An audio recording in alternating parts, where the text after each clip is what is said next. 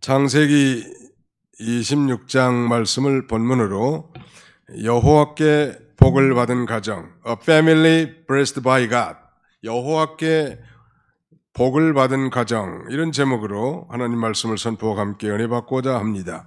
오늘 보면 26장 12절 하반절에 여호와께서 복을 주심으로, 이 복이란 단어가 등장합니다.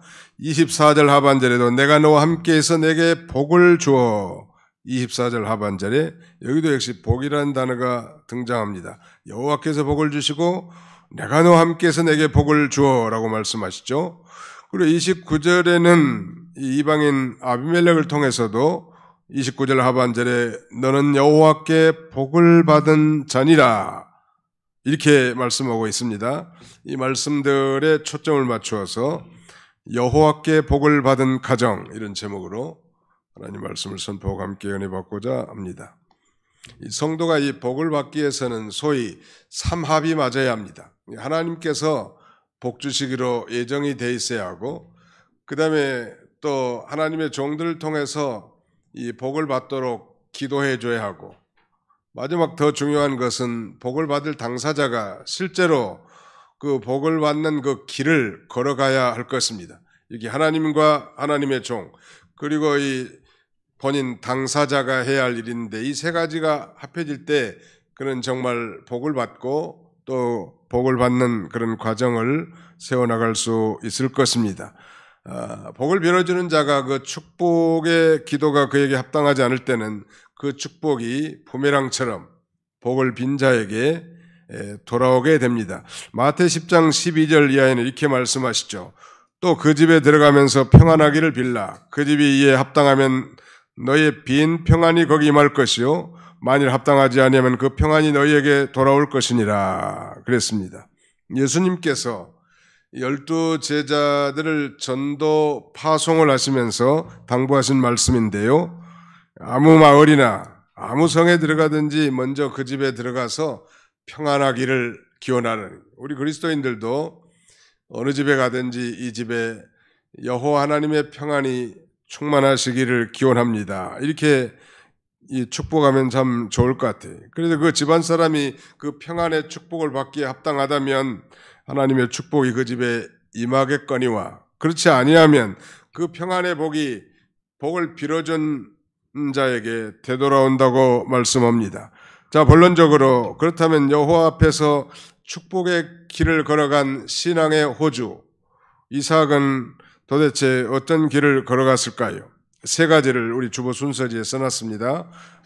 주보 순서지 한 가운데쯤 보시면 오늘의 말씀이 나오는데요, 여호와 앞에서 축복의 길을 걸어간 신앙의 호주 이삭의 신앙의 길은 무엇인가? 자, 한번 따라서 봅시다. 순종의 길, 화평의 길, 예배의 길.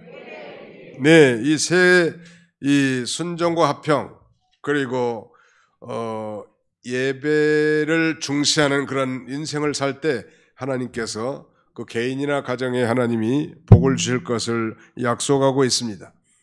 여호와께 복을 받은 이삭은 사실 복덩어리인 아버지의 아브라함이 걸어간 이 순종의 길을 그대로 따라갔습니다. 순종의 길.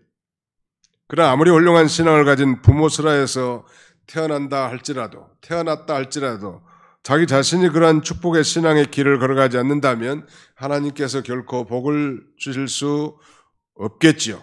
순종하는 자에게 복을 주신다는 말. 저는 햄버거를 좀 좋아합니다. 미국에 좀 살았기 때문에. 그래서 한국에서도 종종 우리 전도사 부교육자들과 같이 이 버거킹을 사다가 점심으로 때우는데, 미국에는 그 서부에 유명한 인앤아웃 햄버거 체인이 있습니다. 뭐 인앤아웃이라면 뭐 들어가고 나가고 그런 말인데, 간판이 그거예요. 인앤아웃 햄버거.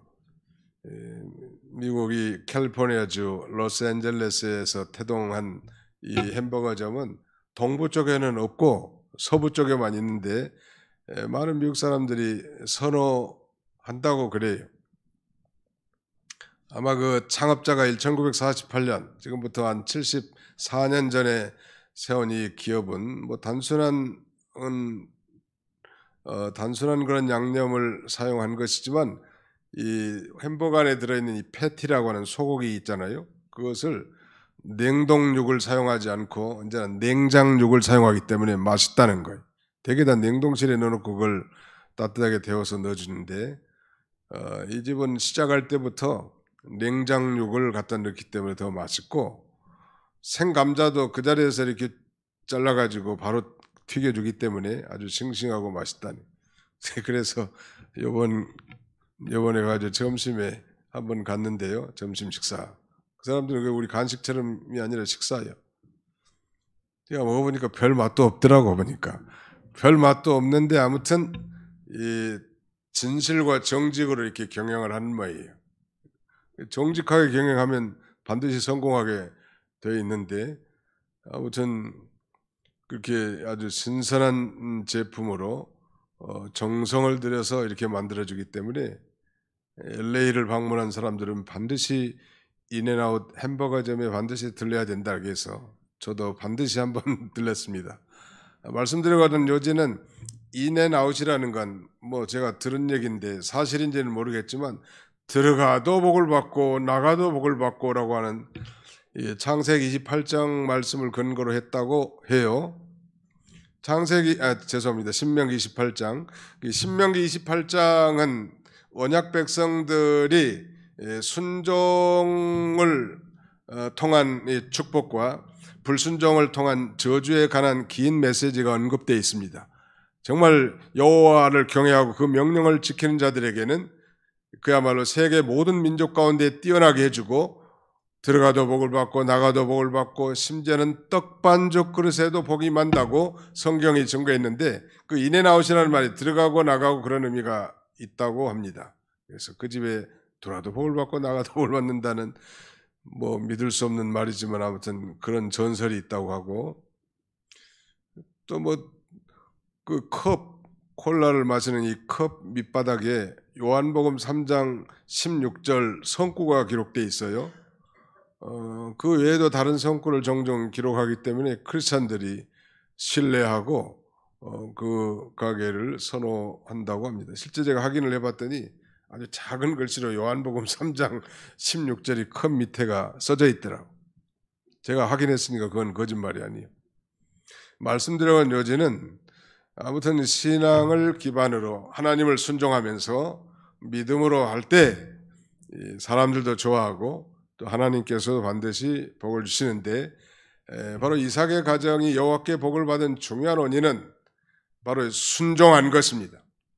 오늘 동일하게 저와 여러분들은 예수 그리스도를 믿음으로 말미암아 하나님의 새 언약 백성 된 자들인데 이 새 언약 백성 된 자들이라면 그 언약의 말씀을 이제 순종할 때 하나님께서 복을 주신다는, 오늘 이 마지막 시대는 하나님의 말씀을 다 거스리는 시대, 신앙에서 떠나는 시대이지만 그럼에도 불구하고 하나님의 말씀을 절대적 진리로 믿고 그대로 순종하는 자에게 하나님의 앞길을 열어주신다는, 믿으시면 아멘 합시다. 반드시 하나님께서 이 하나님의 말씀을 순종해야 되겠는데, 순종하는 자에게 복을 주시겠는데 어떤 말씀을 순종하라는 말입니까? 기본적으로 우리 구원받은 성도들은 이제 십계명을 순종해야 합니다. 나 외에는 다른 신을 내게 있게 하지 말지니라 했으니까 이제 예수를 믿는 사람은 더 이상 제사를 지내거나 우상을 섬기는 일을 해서는 안 된다는 말이에요. 또 안식일을 기억하여 거룩히 지키라 했으니까 이 주일로 개혁된 이 일요일 안식일인 이 주일을 이 기억해서 거룩히 지키는 자에게 하나님께서 축복하시고 형통하게 해주실 것을 가리킵니다. 예수 믿는 사람들이 어떻게 살아야 할 것인가, 아니 구원받은 성도들이 어떻게 살아야 될 것인가에 대한 그 해답은 바로 십계명을 준행하면서 사는 것입니다. 물론 그 십계명의 근본 정신은 사랑이죠. 하나님을 사랑하고 이웃을 사랑하는 그런 그 핵심 정신이지만 그 계명들을 잘 준행하는 자를 오늘 시대에도 하나님이 복을 내려 주시는 것입니다. 자, 그렇다면 이삭이 여호와 하나님의 명령에 순종했을까요? 자, 오늘 본문 1절로 2절을 다 같이 통독하시겠습니다. 이 창세기 26장 1절로 2절을 같이 읽습니다. 시작. 아브람 때 첫 흉년이 들었더니 그 땅에 또 흉년이 들매 이삭이 그랄로 가서 블레셋 왕 아비멜렉에 이르렀더니 여호와께서 이삭에게 나타나 이르시되 애굽으로 내려가지 말고 내가 내게 지시하는 땅에 거주하라. 아브람, 자기 아버지 때 아브람 때도 이 가나안 땅에 흉년이 들었는데 이삭 때도 여전히 또 흉년이 들었단 말. 가나안 땅이 젖과 꿀이 흐르는 땅이라고 명칭이 됐지만 실제로는 그 강수량이 현저하게 작고 그 다음에 농지로 쓸만한 땅은 지중해 연안 위에 별로 많지 않아요. 비가 오면 다 흡수해버리는 그런 별로 좋지 않은 땅이죠. 왜 하나님께서 이 가나안 복지를 그것으로 허락하셨을까? 이런 열악한 환경 가운데서도 언약 백성이 하나님만 의지하면 살게 해주겠다는. 그래서 그 어려운 가운데서도 하나님만 바라보고 하나님만 의지하고 살게 하시려고 가나안 땅을 허락하셨는데 아버지 때도 흉년 들었는데 또 흉년이 들었기 때문에 당장 목구멍이 포도청이라고 살 길이 막막하단 말. 그래서 저 나일강이 철철 흐르는 삼각주가 있는 이 애굽 땅에 건너가서 농사짓고 살아봐야 되겠다. 마음속으로 그렇게 생각을 하고 가나안 땅의 끝 지경인 그랄 땅까지, 즉 애굽과 가나안 땅의 경계인 그랄 땅까지 갔습니다. 그런데 아마 그때 이삭이 하나님 앞에 기도했는지 모르겠어요. 본문에는 기도했다고 말하지는 않았지만 분명히 이제 이삭에게 여호와께 나타납니다. 2절에 여호와께서 이삭에게 나타나 이르시되 애굽으로 내려가지 말고 내가 내게 지시하는 땅에 거주하라. 사실 이삭이 애굽에 내려가지도 않았는데 마음속으로 이제 너무 기근이 심하고 그 다음에는 이 흉년이 들었기 때문에 이거 먹고 살기가 어려우니까 이제 애굽으로 내려가야 되겠다는 그런 마음을 먹었는데도 불구하고 하나님은 이 마음의 중심을 다 아신다는 말. 우리의 생각을 감찰하시는 하나님. 우리가 무슨 말해도 그 생각의 의도까지도 하나님이 다 아시는 하나님이시죠. 그러니까 이삭의 그 마음을 하나님이 감찰하시고 애굽으로 내려가지 말라고 이렇게 당부하면서 내가 내게 지시하는 이 가나안 땅에 그대로 머물라는 것. 이삭이 순종했을까요? 순종했을까요? 순종했습니다. 자, 거기 보시면 6절에 이삭이 그랄에 거주하였더니 가나안 땅 그랄에 그대로 거주하는 거예요. 애굽의 지경을 넘어가지 않았습니다. 과연 이렇게 순종한 자에게 하나님이 어떻게 축복하시는지 보세요. 12절로 넘어갑니다. 12절 13절 같이 읽습니다. 12절로 13절 시작. 이삭이 그 땅에서 농사하여 그 해에 100배나 얻었고 여호와께서 복을 주심으로 그 사람이 창대하고 왕성하여 마침내 거부가 되어. 거부는 큰 부자요 작은 부자요? 아무튼 큰 부자가 됐는데 놀라운 사실은 이삭이 바로 그 흉년을 만난 그 해에 농사를 지어서 그 땅에서 100배를 거두어 큰 거부가 됐다고 성경은 증거합니다. 놀라운 사실이죠. 어떻게 이렇게 흉년임에도 불구하고 정말 씨앗을 뿌리기도 힘들 만큼 박토였을 텐데 하나님의 명령에 순종해서 씨앗을 뿌렸더니 그 수확이 100배나 결실했다고 성경은 증거합니다. 우리는 이 사실을 통하여 놀라운 사실을 발견할 수 있습니다. 하나님은 그야말로 불가능한 지역에서도 모든 것을 가능하게 하신 하나님이시라는, 우리가 부하고 오래 살고 정말 형통하게 하는 근본적인 것이 다 하나님께 있음을 우리에게 교훈해 주는 것입니다. 그러므로 오늘 이 코로나19로 인해서 경제적으로 어렵고 또 사업도 어렵고 정말 갈 길도 막막하지만 하나님의 명령에 순종해서 믿음으로 순종해 나가면 하나님께서 복을 주시고 또 그 가정을 형통하게 하실 것을 우리에게 교훈해 주는 것입니다. 그 다음에 두 번째는 이 화평의 길입니다. The way of peace, 평화의 길. 이삭은 한마디로 말하면 순종의 사람이었으면서 동시에 화평의 사람이었습니다. 이삭이 거부가 됐다는 소문이 퍼졌습니다. 그래서 가나안 땅 이 블레셋 왕 아비멜렉이 그를 시기했다고 했습니다.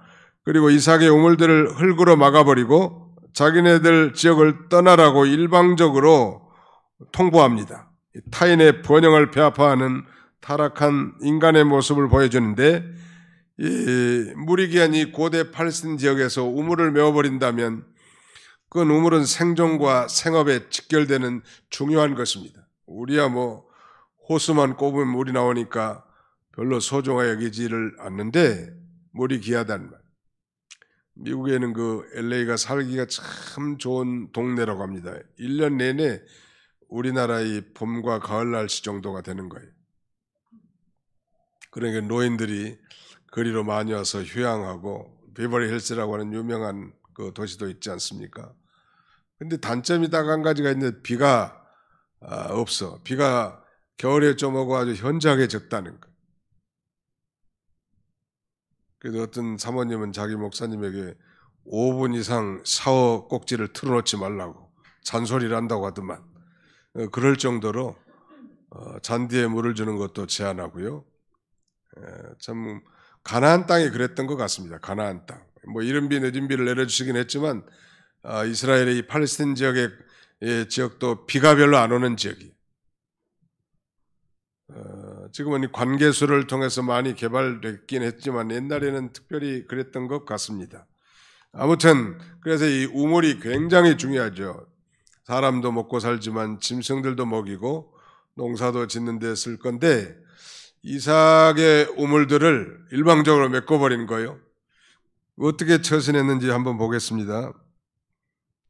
14절 보실까요? 13절, 그 사람이 창대하고 왕성하여 마침내 거부가 되어 양과 소가 떼를 이루고 종이 심이 많음으로 블레셋 사람이 그를 시기하여 그 아버지 아브람 때 그 아버지의 종들이 판 모든 우물을 막고 흙으로 메웠더라. 아비멜렉 이삭에게 이르되 내가 우리보다 크게 강성한 적 우리를 떠나라. 이삭이 그것을 떠나 그랄 골짜기에 장막을 치고 거기 거류하며 그 아버지 아브람 때 팠던 우물들을 다시 팠으니 이는 아브람이 죽은 후에 블레셋 사람이 그 우물들을 메웠습니다. 이삭이 그 우물들의 이름을 그의 아버지가 부르던 이름으로 불렀더라. 이삭의 종들이 골짜기를 파서 샘근을 얻었더니 그랄 목자들이 이삭의 목자와 다투어 이르되 이 물은 우리의 것이라 하며 이삭이 그 다툼으로 말미암아 그 우물 이름을 에색이라 했으며 또 다른 우물을 팠더니 그들이 또 다툼으로 그 이름을 신나라 했으며 이삭이 거기서 옮겨 다른 우물을 팠더니 그들이 다투지 아니하였으므로 이름을 르호봇이라 하여 이르되 이제는 여호와께서 우리를 위하여 넓게 하셨으니 이 땅에서 우리가 번성하리로다 하였더라. 우물을 팔 때마다 저 가나안 땅 그랄에 이 아비멜렉이 종들이 와가지고 메꿔버리는 거예요. 아주 괘씸한 놈들 아니요? 그러면서 일방적으로 이 말하자면 추방 명령을 내리는 거예요. 그야말로 선전포고를 하지만 이삭은 그들과 정당한 명분을 주장하지도 않고 계속 양보하고 우물을 메꾸면 또 그곳을 떠나서 또 다른 곳에서 우물을 파고 또 다른 곳에서 우물을 파고 사는데 또 와서 메꿔버리면 싸우지 않고 또 다른 곳으로 옮기고 이런 일을 반복합니다. 우리식으로 말하자면 참 못난 이의 행동과 같지요. 병신 같은 게 지 목도 제대로 찾아 먹지 못한 바보 아닌가 이렇게 정죄할 수 있겠는데, 이삭은 그야말로 지는 것이 이기는 것이라고 알고 언제나 싸우지 않고 화평을 쫓았단 말, 평화를 쫓는 길을 걸어간 거예요. 이런 자를 하나님이 기뻐하시고 그의 가정을 축복하시고 번영케 하셨다는 사실은 바로 그가 신앙적 길을 걸어갔기 때문이에요. 대개 사람들은, 예수 믿는 사람들이라도 그렇게 말하는 거 아니?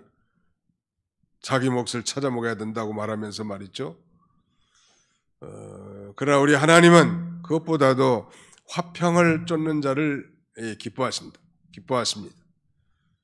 예수님의 공생애 가운데 이 산상수훈에서도 이 화평케 하는 자는 복이 있나니 저희가 하나님의 아들이라 일컬음을 받을 것이며 라고 말씀하지 않습니까? 어떻게 못난 이의 못난 짓 같지만 그것은 정말 하나님이 원하시는 것이고 하나님이 기뻐하시는 방법을 선택한 것입니다. 놀라운 일 아니에요? 저희 어머니 박 권사님은 2007년에 세상을 뜨셨는데 저에게 주신 그 교훈 중에 하나는 아들아, 지는 것이 이기는 것이란다. 이게 내가 귀에 못이 박도록 들은 얘기. 제가 이 총회 상임위원장을 맡고 있기 때문에 분쟁 교회에 개입을 해서 중재할 중요한 책임이 있습니다. 미국의 아틀란타 창강 교회에 분쟁이 생겼어요. 4년 정도 질질 끌었던 그 사건인데 소위 목사파와 장로파가 싸우면서 서로 알력 다툼을 하고 서로가 그 교회를 떠나기를 바라는 그런 가운데 있었는데 오랫동안 지속되다 보니까 반목이 얼마나 심했겠냐는 말이에요. 전화를 걸어서 그 담임 목사님에게 책망도 하고 권면도 하고 위로도 하면서 어떻게든 하나 될 걸 권면했지만 도저히 하나가 된다는 건 이제 불가능한 거예요. 그래서 최종적으로 그 목사님께 목사님이 져야지 되지 않겠냐고. 나는 어려서부터 지는 것이 이기는 것이라고 배워왔다고. 목사님이 양보하라고. 그러던 어느 날 전화가 가지고 자기가 양보하겠다고 하시더라고. 그래서 저는 하나님의 성령님께서 그 목사님을 감동시켜서 그런 결정을 내린 걸로 압니다. 그래서 우리 총회에서는 이 분리된 목사님 측 교회도 미주노회를 통해서 우리가 인정해주고 교단교회로 또 남아있는 잔류 측 교회도 인정해주고 서로 싸우지 않고 목사님을 추종하는 사람들이 미국 교회를 빌려서 거기서 예배를 드리고 장로님을 추종하는 그 교인들은 이 잔류 측으로 아름다운 그 예배당에서 계속 예배를 드리게 했고 한국 총회에서 애틀란타 창강교회 선교사를 한 명 파송하게 됐습니다. 놀라운 사실은 이번 총회에 2분이 다 왔더라고. 그래서 얼마나 표시는 안 했지만 마음속으로 마음이 기뻤는지 알 수 없습니다. 형제가 서로 싸운다는 건 그건 있을 수 없는 일이잖아요. 이삭과 같이 이렇게 화평의 사람이 되기를 하나님이 원하시는 것입니다. 그래서 그 아름다운 그 분립을 통해서 오히려 교회가 하나 더 개척이 됐고요. 그 다음에 서로 화목함으로 이렇게 지낼 수 있다는 건 우리 그리스도인들이 반드시 그 길을 걸어가야 하고 그런 자를 우리 하나님께서 기뻐하십니다. 마치 이삭이 그 길을 걸어간 거예요. 왜 이렇게 양보할 수 있을까? 양보라는 것은 믿음의 기반을 둔 것입니다. 세상에서 보기에는 참으로 못난 사람 같지만 그러나 믿음이 있었기 때문에 이삭은 양보할 수 있었던 것입니다. 자기 아버지 아브라함의 좋은 신앙을 배운 것이죠. 아버지 아브라함도 삼촌 롯과의 다툼이 생겼을 때 먼저 양보하면서 내가 저하면 나는 우하겠고 내가 우하면 나는 저하리라. 내가 오른쪽으로 하면 나는 왼쪽으로 할 거고 네가 왼쪽으로 하면 나는 오른쪽으로 가겠다. 이 얘기는 뭐냐면 나는 어디로 가든 상관없다. 하나님 한 분만 모시면 된다. 그런 신앙, 좋은 신앙이죠. 이삭은 사람이 사는 것이 물질에 있지 아니하고 또 우물에 있지 아니하고 사람이 사는 것은 하나님으로 말미암아 사는 걸 믿는 거예요. 믿으시기 바랍니다. 한번 따라서 볼까요? 사람이 사는 것은 물질에 있지 아니하고 하나님으로 말미암아 사는 것입니다. 예, 하나님으로 말미암아 사는 거예요. 즉 주권자 하나님께 모든 부귀와 영광이 다 있고 권능이 그의 손에 있으며 사람들을 높이고 낮추시고 강하게 하시는 모든 역사가 하나님께 있단 말이에요. 그러므로 하나님만 붙들면 하나님께서 그를 존귀케 해주신다는 능력 있게 해주시고 하나님이 함께 해주신다면 어디서나 형통할 수 있기 때문에 그는 싸우지 않고 양보하고 나간 거예요. 참으로 믿음 있는 사람은 이삭과 같이 이렇게 양보하는 사람, 양보한다는 건 손해를 본다는 거 아닙니까? 손해를 감수하는 게 신앙이라고. 안 믿는 사람들은 악착같이 자기 몫을 챙기려고 하죠. 아주 어떤 방법, 수단과 방법을 통해서, 아니 재판을 통해서라도 자기 이권을 챙기려고 하는 게 불신자들의 생리예요. 예수 믿는 사람들은 하나님께 너무너무 큰 걸 받았기 때문에 세상 것들은 좀 시시하다고, 웬만하면 양보하면 하나님이 더 크고 더 번성하게 해 주실 것입니다. 믿으시기 바랍니다. 마지막 하나는 이제 예배의 길입니다. The way of worship. 예배를 중시하는 사람이었습니다. 이삭은. 오늘 코로나19로 말미암아 우리 예배가 다소 무너졌고 수월해졌고 그 다음에는 온전치 못했던 것이 사실인데요. 이런 가운데서라도 정말 예배를 중시하는 삶을 살 때 여호와께 복을 받는다는 것. 그러므로 이삭은 가는 곳마다 먼저 하나님 앞에 제단을 쌓는 일이 그의 첫 번째 작업이었습니다. 25절을 같이 한번 통독하겠습니다. 25절입니다. 시작. 이삭이 그곳에 제단을 쌓고 여호와의 이름을 부르며 거기 장막을 쳤더니 이삭의 종들이 거기서도 우물을 받더라. 이삭이 그곳에 제단을 쌓고 여호와의 이름을 부르며 거기 장막을 쳤다고 말씀합니다. 이 제단이라고 하는 건 하나님께 제사를 드리는 단이죠. 성전과 성막이 있기 전 족장들은 흙이나 돌로 제단을 쌓고 그 위에 짐승을 잡아 피를 흘려서 하나님 앞에 제사를 드리는 것입니다. 왜? 피가 없이는 사함이 없고 피가 없이는 하나님 앞에 나갈 수 없는 것입니다. 죄 많은 인간이 거룩하신 하나님 앞에 나갈 수 있는 유일한 길은 바로 짐승의 피를 통한 것인데 그 짐승은 곧 예수 그리스도를 가리킵니다. 예수 그리스도의 십자가의 피로 말미암아 우리가 하나님 앞에 당당히 나와 오늘 저와 여러분처럼 이렇게 예배할 수 있는 것이고 또 하나님을 만날 수 있는 것이죠. 하나님께서 역시 그곳에서 만나 주시고 또 하나님의 뜻을 계시해 주신 것이란, 그러므로 우리의 삶 가운데 예배는 아무리 강조해도 지나치지 않다는 것. 그러므로 이 예배를 중시 여기는 것, 하나님이 너무 기뻐하시는 거예요. 오늘 이 시대에도 마찬가지. 우리 하나님께서는 정말 참으로 당신에게 예배하는 자를 찾으십니다. 여호와 하나님은 온 천하를 두루 살피시며 전심으로 자기를 향하는 자에게 능력을 베풀으신 하나님이신데, 거짓 예배가 아니라 종교적인 예전에 참여하는 정도가 아니라 나를 죄에서 구원해 주신 그 하나님 아버지 앞에 정말 신령과 진정으로 예배하는 자를 하나님이 기뻐하시고 그를 통해서 하나님의 뜻을 계시하시며 하나님께서 그 가정과 그에게 복을 내려 주시는 것입니다. 이것은 축복의 길을 걸어간 이삭의 삶 가운데 대단히 중요한 거예요. 여러분 주위에서 한번 보십시오. 예배를 중시하는 성도나 가정이 못된 가정이 있었는지. 제가 볼 때는 단 한 가정도 없었던 것 같아요. 64년 살면서 예배를 중시하며 사는 가정을 하나님이 복을 주지 않았는지 있으면 저한테 좀 신고 좀 해주시라고. 반드시 예배를 중시하는 자를 하나님이 기뻐하십니다. 이 시대에도 마찬가지. 하나님은 영이시니 예배하는 자가 영과 진리로 예배할지니라 말씀하시고 오늘날도 여호와 하나님께서 자기에게 참되게 참으로 예배하는 자를 찾으신다는 거예요. 그런 면에서 예배의 성공자는 인생의 성공자예요. 자, 한번 따라하십시다. 예배의 성공자는 인생의 성공자입니다. 솔로몬이 이제 아버지 다윗을 위해서 왕이 되지 않습니까? 그런데 그가 첫 번째 한 것은 이 기브온에 있는 산당에 가서 하나님 앞에 제사를 드립니다. 무려 그 제사를 일천번제라고 합니다.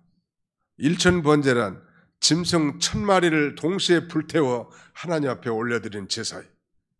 우리가 보기에는 헛수고고 낭비고 허비하는 것 같이 보이지만 하나님께서는 그 참된 제사를 받으시고 내가 무엇을 원하든지 내게 구하라. 그때 솔로몬은 부나 술을 구하지 않았습니다. 지혜를 구했죠.